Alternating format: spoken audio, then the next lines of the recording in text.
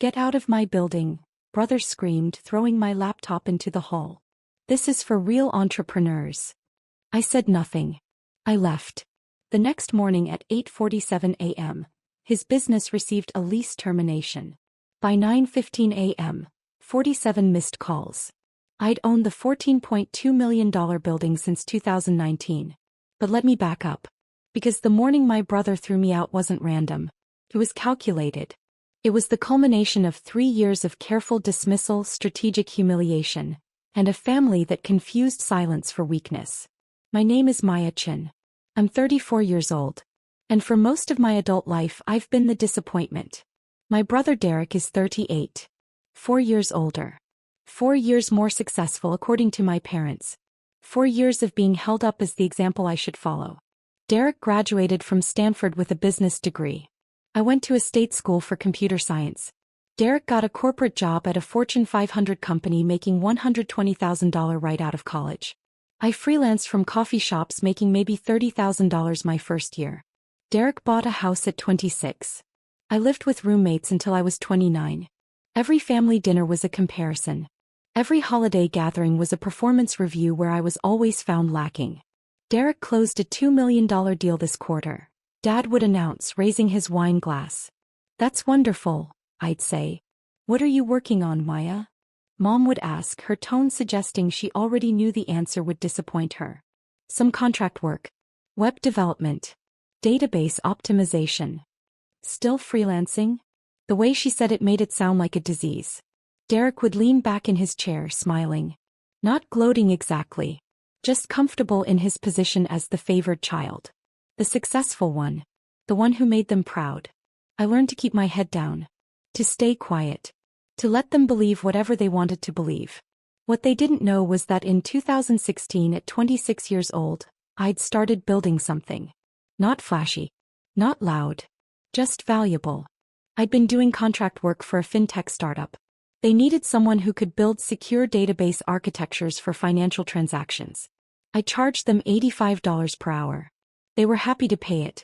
That startup got acquired for $340 million in 2017. My equity? $2.8 million. I didn't tell anyone. Not my parents. Not Derek. Not the friends who thought I was still scraping by on freelance gigs. I took that $2.8 million and I did what I do best. I built. I started a consulting firm. Small. Specialized. We handled database security and optimization for financial institutions. Banks. Investment firms. Companies that moved billions of dollars and needed their infrastructure to be bulletproof. By 2018, we had 12 employees and $4.2 million in annual revenue. By 2019, we had 30 employees and $11.8 million in revenue. That same year I bought a building in downtown Seattle. 6 stories. Mixed-use commercial. Office spaces on floors 2 through 6. Retail on the ground floor. Purchase price. $14.2 million. I bought it through an LLC. Chin Property Holdings. Not my name on the paperwork that tenants saw. Just a corporate entity. A management company that handled leases and maintenance. Derek's company Apex Marketing Solutions leased the entire 4th floor. 4,200 square feet. $8,400 per month. He'd moved his growing agency there in late 2019, 6 months after I purchased the building. He had no idea he was paying me rent. At family dinners the script never changed. Derek's agency landed Boeing as a client. Dad announced in early 2020. $50,000 monthly retainer. That's impressive, I said. What about you, Maya? Still doing the computer thing? Still consulting? It's going well. Well, we can't all be entrepreneurs like Derek, Mom said, patting my hand. There's nothing wrong with hourly work. I wasn't doing hourly work. I hadn't done hourly work in 4 years. But I smiled and nodded. Derek bought a Tesla. Dad posted photos on Facebook with the caption, "Proud of my son's success." I drove a 2014 Honda Civic. Derek took Mom and Dad to Hawaii for their 40th anniversary. First-class tickets. Ocean view suite. Instagram photos every day. I sent a card and a $200 gift certificate to their favorite restaurant. It's the thought that counts, Mom said when she called to thank me. Then softer. Derek's gift was so generous. He's doing so well. I know, I thought. I can see his rent checks clearing every month. In 2021, Derek's business was expanding. He needed more space. The fourth floor wasn't enough. The building owner is letting us expand to part of the third floor, he told me at Sunday dinner. Another 1,200 square feet. My business is scaling fast. That's great, I said. You should see the office, Maya. Really impressive setup. Conference rooms. Standing desks. We're building something special. What he didn't mention was that his expansion came with a $3,000 monthly rent increase. Or that I'd approved it through the property management company after reviewing his financials and confirming he could afford it. Why don't you come by sometime? Derek offered. I could show you how a real business operates. Maybe you could pick up some ideas for your consulting thing.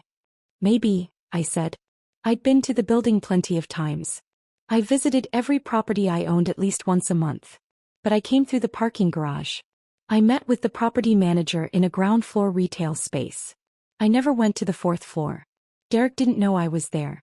By early 2022, I'd expanded my portfolio. 3 more commercial buildings in Seattle. 2 in Portland. 1 in San Francisco. Total portfolio value, $67 million. My consulting firm had grown to 55 employees. Annual revenue, $18.4 million.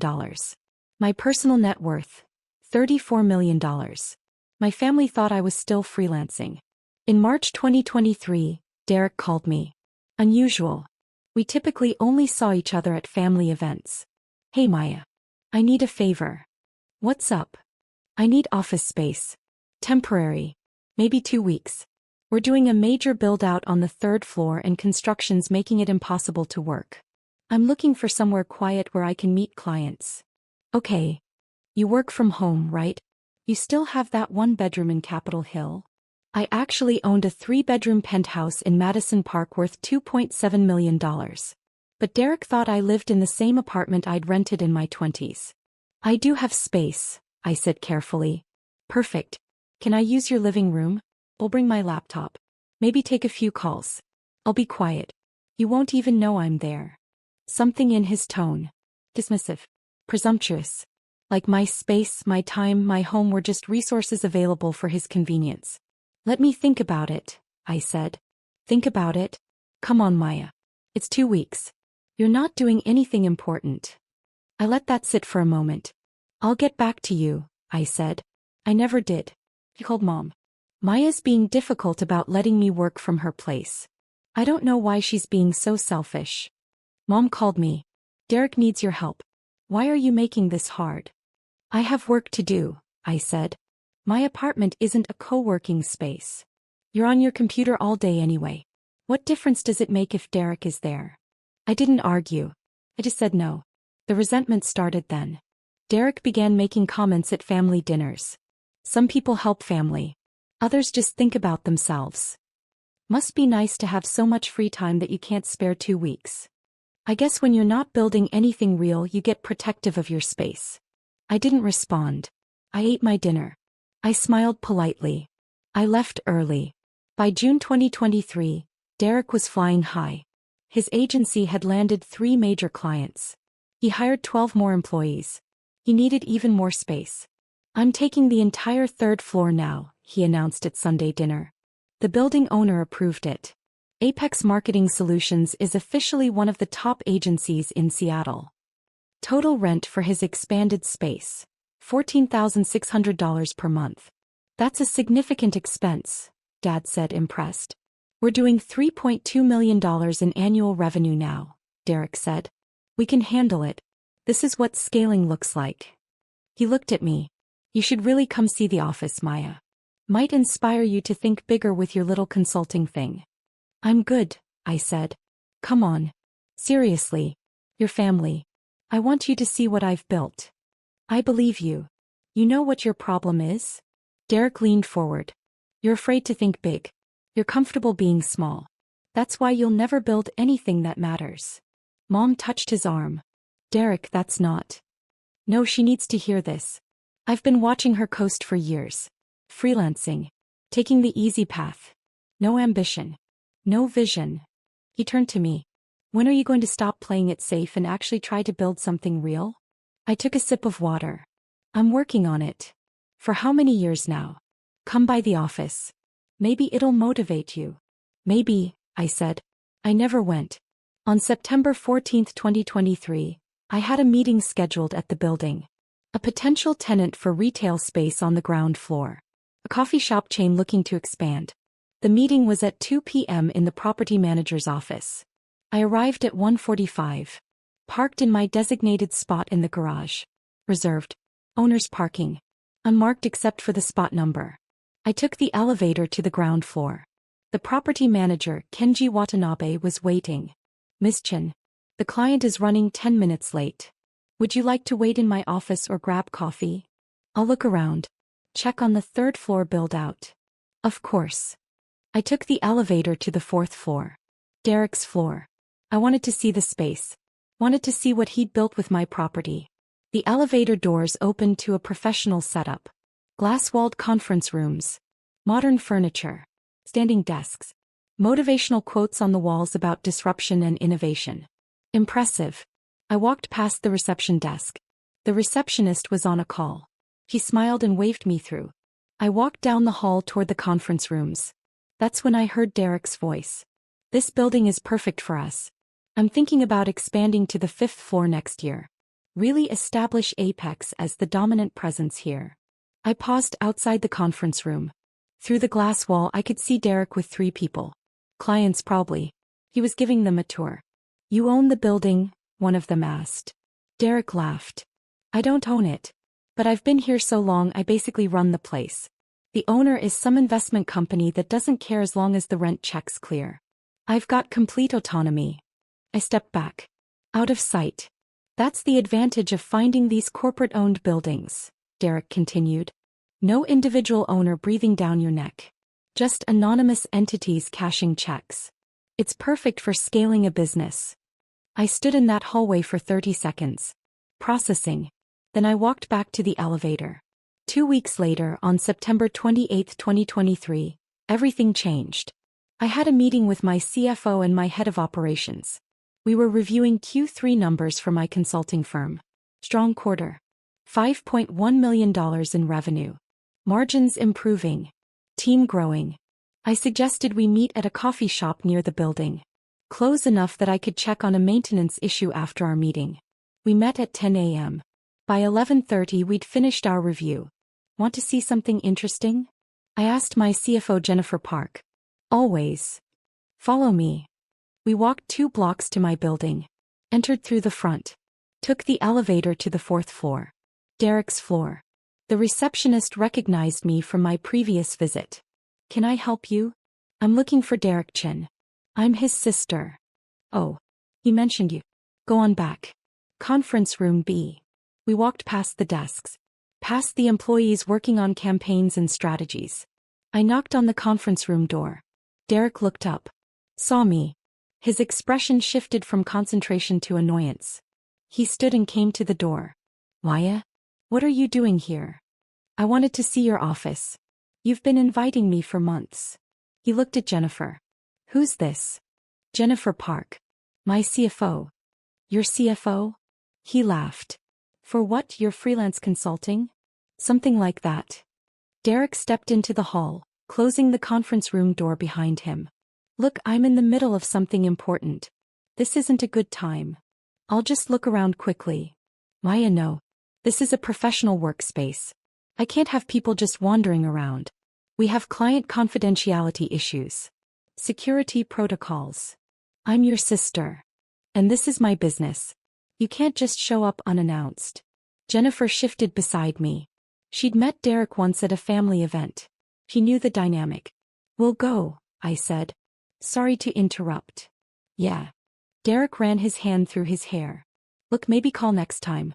I can schedule something. Give you a proper tour when we're not busy. We walked back to the elevator. In the lobby, Jennifer turned to me. That was uncomfortable. It's fine. Maya, that's your building. I know. He just kicked you out of your own property. I know. What are you going to do? I thought about it. About 3 years of rent checks. About Derek's dismissive tone. About being called a freelancer in my own building. Nothing yet, I said. I'm just watching.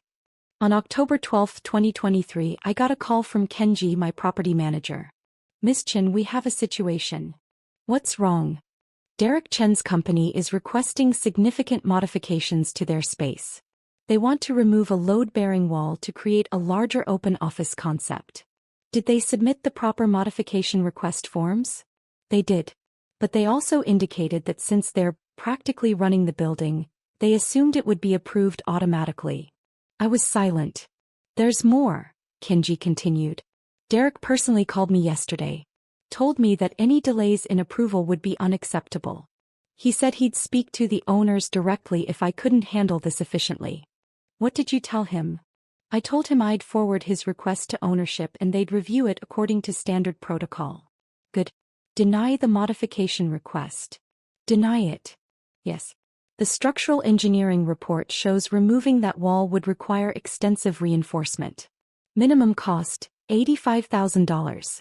Under the lease agreement, structural modifications of that scope require tenant funding and cannot proceed without owner approval. Deny it. Understood. And Kenji, when you deliver the denial, make it clear it came from ownership. No explanations. No negotiations. Just no. I'll send it today. I hung up. 2 hours later, Derek called me. Maya, you're not going to believe this. The building owner is being completely unreasonable about a simple office modification. That's frustrating. I'm thinking about breaking the lease. Finding a building where the owner actually understands business. Maybe I'll buy my own building. Show these corporate investment companies how real entrepreneurs operate. You should do what's best for your business. I'm serious. I might move Apex to a different location. Somewhere I have more control. I said nothing. Anyway, I'm calling because Sunday dinner is at Mom and Dad's. They're doing a special celebration for my 5-year business anniversary. You should come. I'll be there. Sunday, October 15, 2023. Mom's dining room table was covered with Derek's achievements. A blown-up photo of his office. A framed article from Seattle Business Magazine featuring Apex as one of the rising stars in marketing. Derek held court, telling stories about difficult clients and successful campaigns. The thing about building a real business, he said looking at me, is that you can't be afraid of risk. You can't play it safe. You have to bet on yourself. Absolutely, Dad agreed. Maya, you've been consulting for what, 8 years now? About that. Don't you ever want to build something bigger? Hire people. Scale up. I'm comfortable where I am. That's the problem. Comfortable.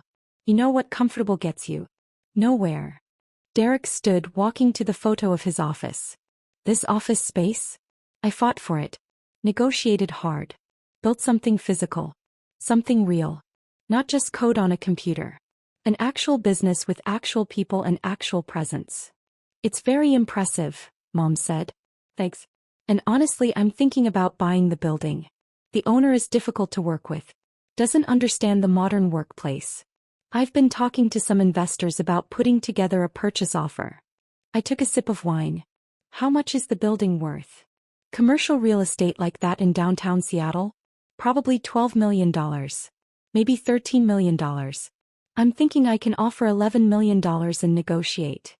That's quite a bit of capital. That's why I'm talking to investors. People who understand vision. People who aren't afraid to think big. He looked directly at me when he said it.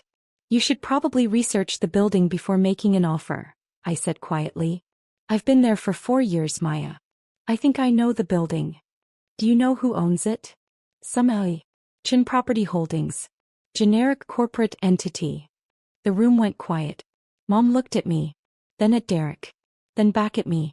Chin Property Holdings, she said slowly. It's a common name, Derek said. Probably some Chinese investment group. I set down my wine glass. It's not an investment group. How would you know? Because I'm Chin Property Holdings. I've owned that building since 2019. The silence was absolute. Derek laughed. What? I bought the building on March 15, 2019 for $14.2 million. You moved your office there 6 months later. You've been paying me $8,400 per month in rent.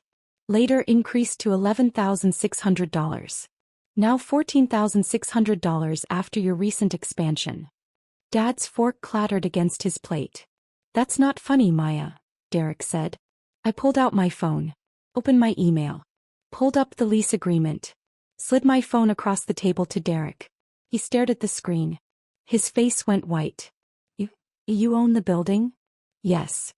Since 2019? Yes. Why didn't you tell me? You never asked. You called it some investment company that doesn't care as long as the rent check's clear. You said you basically run the place. I wanted to see how long you'd keep saying that while paying me rent. Mom stood. Maya, is this true? I pulled up my banking app. Showed her the account. Chin Property Holdings LC. Current balance, $2.4 million. Property management expenses. Rent deposits. Including Derek's rent checks. Oh my God, Mom whispered. Derek was reading through the lease agreement on my phone. This signature. This is mine. Yes. You signed a 5-year lease in September 2019. 3-year renewal option. You exercised that option last year. The property manager. Kenji. He works for you. I hired him in 2019.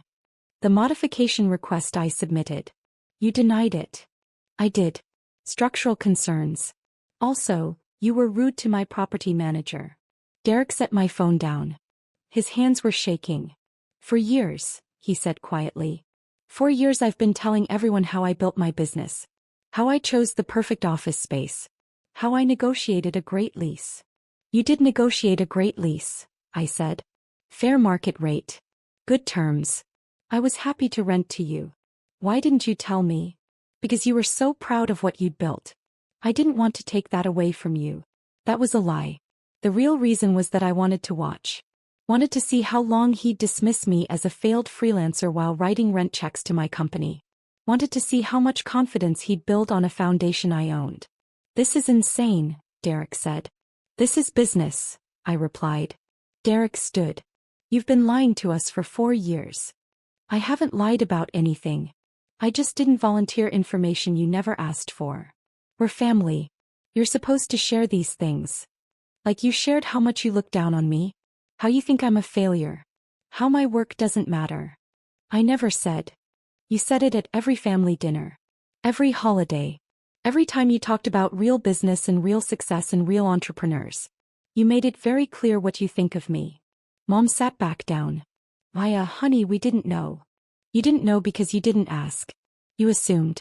You saw a Honda Civic and hourly consulting and a quiet life, and you decided that meant failure. So what else haven't you told us? Dad asked.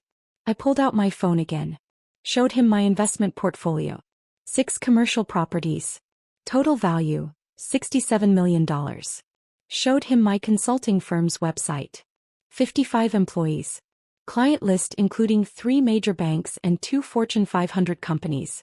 Showed him my personal banking summary. Net worth, $34 million. Dad stared at the numbers. $34 million? Give or take. How? I built something. I took risks. I scaled up. I did everything Derek says I should do. I just didn't announce it at Sunday dinner. Derek was pacing now. This is unbelievable. You let me look like an idiot. You did that yourself. I just provided the office space. I've been bragging about that office for 4 years. I know. I heard every story. Every detail about your perfect space and your difficult landlord and how you basically run the building.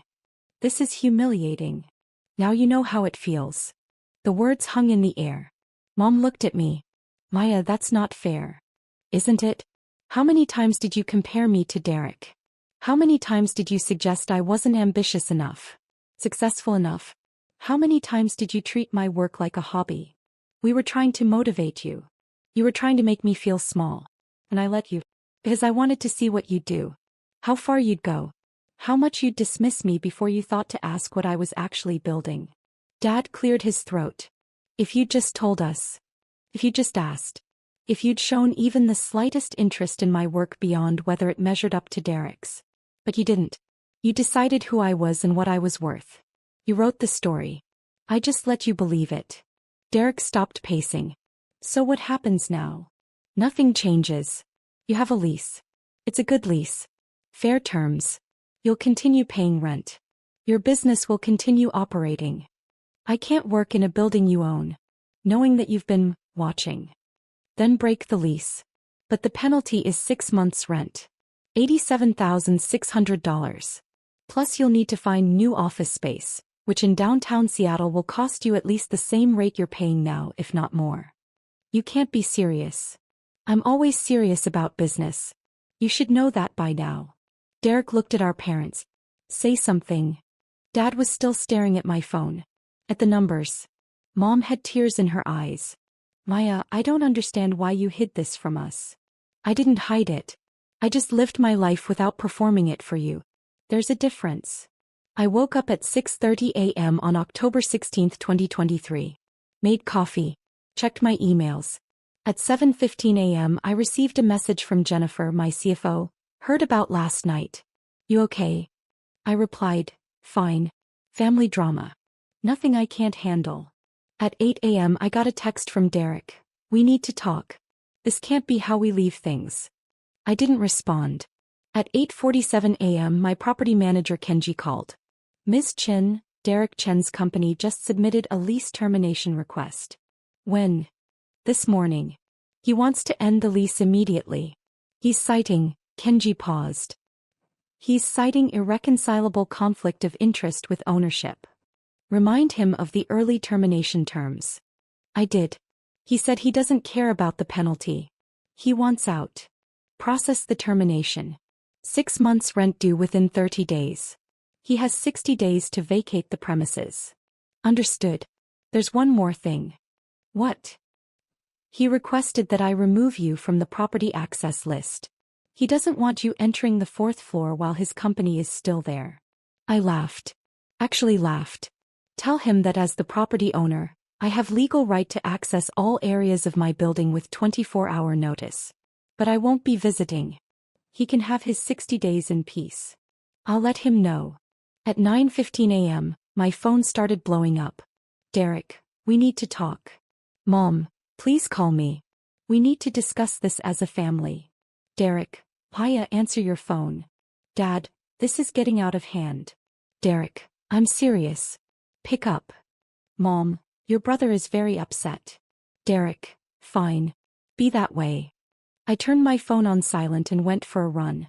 By noon, Derek had called me 47 times. I called him back at 12:30 p.m. Maya, finally. We need to fix this. There's nothing to fix. You submitted a lease termination. Kenji is processing it. You'll receive the final terms in writing by end of day. I don't want to end the lease. I want to talk about this. You literally told my property manager you want out due to irreconcilable conflict of interest. I was angry. You blindsided me. I stated facts at a family dinner. You're the one who made it about business. How am I supposed to run my company knowing my sister owns the building? Knowing she's been watching me for 4 years. The same way you've been running it. Nothing has changed except your knowledge of it. Everything has changed. I was quiet for a moment.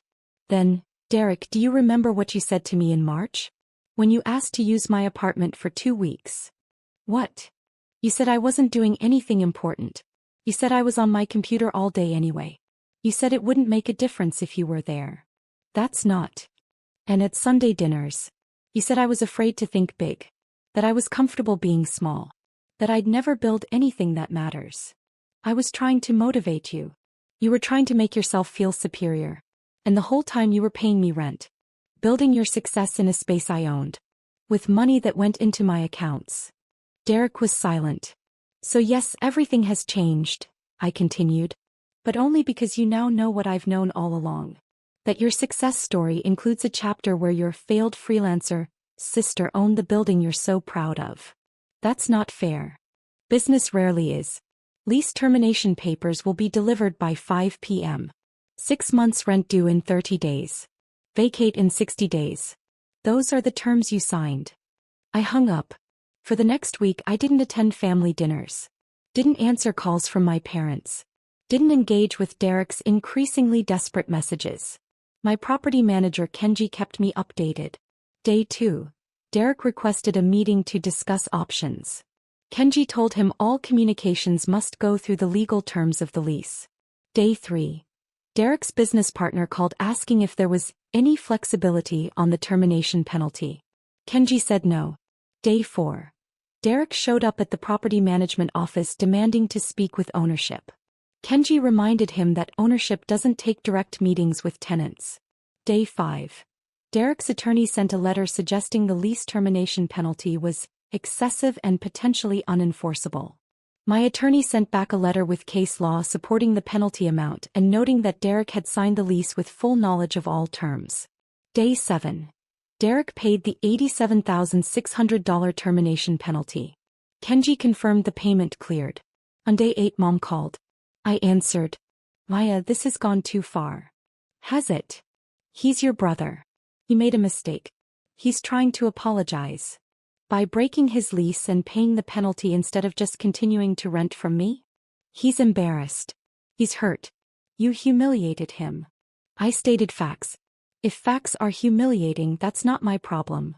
You're being cruel. I took a breath. Mom, for 8 years you've treated me like I was failing. Like I wasn't measuring up. Like I was just coasting through life with no ambition. And I let you. I didn't defend myself. I didn't justify my choices. I just kept building. We didn't know. Because you didn't ask. You saw what you wanted to see. And now that you know the truth, instead of acknowledging that maybe, just maybe, you were wrong about me, you're upset that I didn't correct your assumptions sooner. That's not what I'm saying. Then what are you saying? Silence. I'm saying your brother needs you, Mom said finally. My brother needs to find a new office. He's got 52 days left. I hung up. 2 weeks after the Sunday dinner reveal, Derek's business partner Marcus Webb called me. Maya, this is Marcus. Derek's partner at Apex. I know who you are. Can we talk? Off the record. About what happens next for our business. I was intrigued. I'm listening. Derek's been difficult since the dinner. He's angry. Distracted. Making bad decisions. That's between you and Derek. The thing is, I've been doing research on you. Your consulting firm. Your portfolio. You're successful. Very successful. Thank you. And I'm wondering why you never told anyone. Not just Derek. Why keep it secret? I considered the question. Because the moment I told people, it would become the thing I had to defend. The thing people had opinions about. I preferred to build without the commentary. That's smart. What do you want, Marcus? Derek wants to move the company. Find new office space. Start fresh somewhere that doesn't remind him of this situation. Okay. But moving is expensive. New security deposits. Moving cost. Build out on a new space. We're looking at $150,000 to $200,000 in transition costs. That's standard for commercial moves. Right. But here's the thing. Our lease at your building is actually really good. Below market rate. Great location. The space works well for us. I'm aware. If we stay, Derek has to face the fact that his sister owns the building. That's difficult for his ego. Again, that's between you and Derek. What if it wasn't Derek's decision? I paused. What are you suggesting? I'm suggesting that I'm 50% owner of Apex Marketing Solutions. Derek can't move the company without my agreement. And I don't want to waste $200,000 and 3 months of productivity moving when we have a perfectly good space. So don't move. I need Derek to accept that. Which means I need you to tell me. If we withdraw the lease termination and continue as tenants, will you be a professional landlord? No drama. No family complications. Just business. I've always been a professional landlord. Your rent has been fair. Maintenance has been prompt. I approved your expansion requests when they made sense. The only thing that's changed is Derek's knowledge of who signs the checks. That's what I thought. I'm going to talk to Derek. Good luck with that. One more thing. Your consulting firm. You work with financial institutions. Yes. We've been looking for a consultant to help us with database security for our client management system. Can I get a proposal? I smiled. Email my business address. We'll set up a meeting. 3 days later, Derek called me. Marcus told me you talked. He called me. He wants to stay in the building. Withdraw the lease termination. That's his right as 50% owner of your company. You put him up to this. I did nothing. He made a business decision. Derek was quiet. Then, if we stay, I need to know you're not going to, I don't know, use this against me. Use what against you? The fact that you own the building. That I pay you rent. That you've been in control this whole time. Derek, I've never not been in control. The building is mine. The lease is between your company and my LLC. That's how it's always been. The only thing that's changed is your awareness of it. It feels different. That's your issue to work through. Not mine. Can you at least understand why this is hard for me? Yes. You built your self-image on being more successful than me. On being the entrepreneur while I was the freelancer. On having the answers while I was figuring it out. And now you know that the whole time I was doing just fine. Better than fine. I was your landlord. Jesus, Maya. The lease termination penalty has been paid. If you want to stay, Marcus needs to submit a withdrawal of termination request within the next 48 hours. Otherwise, you're out in 50 days and the penalty stands. And you're okay with us staying? I'm a landlord. You're tenants. As long as you pay rent and follow the lease terms, I don't care who you are. But I'm your brother. Which is why I've been an exceptionally fair landlord. Below market rate.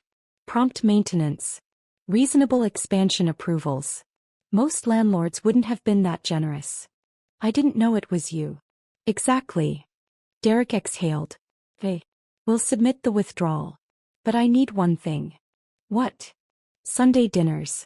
We skip the next few. Give me time to adjust. Fine by me.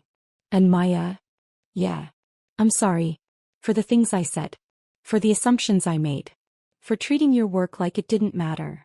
Okay. That's it? Just okay. What do you want me to say, Derek? That it's fine? It's not fine. You spent years making me feel small. That doesn't go away because you apologized once. I know. But I accept your apology. And I'm willing to move forward professionally. You're a good tenant. Pay your rent. Follow the lease. We'll be fine. What about as siblings? That's going to take more than one conversation. It's now April 2024. Spring in Seattle. Cherry blossoms and rain and tech companies raising their Series B rounds. Derek's company is still on the 4th floor of my building. Rent paid on time every month. No incidents. No drama. Marcus Webb's company became one of my consulting firm's clients. We rebuilt their database security infrastructure. They paid $180,000 for the project. Professional relationship. No family complications. I attended my first Sunday dinner in February 2024. Awkward at first. Derek and I circled each other carefully. Polite. Professional. Like colleagues more than siblings. Mom asked about my business. Actual questions. About clients and growth and challenges. Not comparisons. Not dismissals. Actual interest.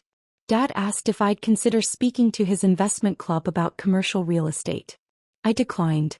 But I appreciated that he asked. Derek's business is doing well. They landed a major contract with a regional healthcare system.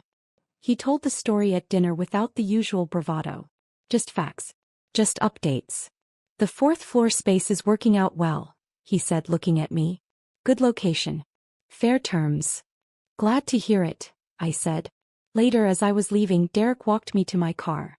I've been thinking, he said. About the things I said. Over the years. About your work. Your choices. Your success. Okay. I was wrong. Obviously. But it was more than that. I think I needed you to be less successful. Made me feel better about my own achievements. Like I was the only one who figured it out. That's honest. I'm trying to be better. More aware. Less of an asshole. It's a process. Yeah.